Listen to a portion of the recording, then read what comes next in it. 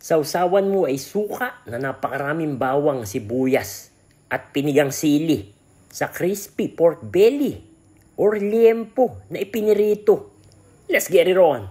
Meron nga tayo ditong 1 kilong liempo na atin ang hinati-hati o hiniwa into bite size na. Sa isang bowl, diyan natin lalagyan patis, madaming bawang para kontra high blood, pamintang durog, garlic powder, tapos meron ding paprika. Haluin muna natin mabuti para ma-distribute yung ating mga pampalasa sa bawat piraso.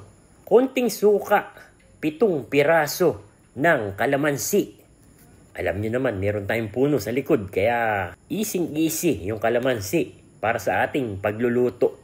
Maglalagay din tayo dito ng 1 pirasong itlog. Importante yung itlog sa ating pagpipirito, kaya nilagyan natin ng 1 piraso.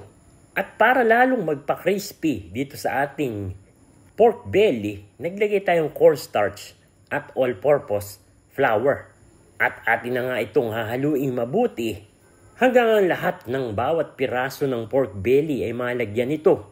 Sa isang kawali ay tayo maglalagay na ng mantika. Teka muna, ikaw, ano ang ginagawa mo sa pork belly or sa liempo kapag ikaw ay nagluluto nito?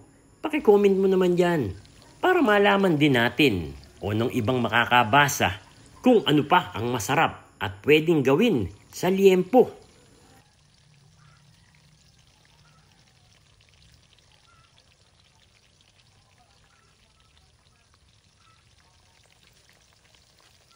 Hihintayin lang natin na mag-golden brown ang kulay nito para talagang malaman natin na ito'y crispy at ready nang ihain para ating kainin.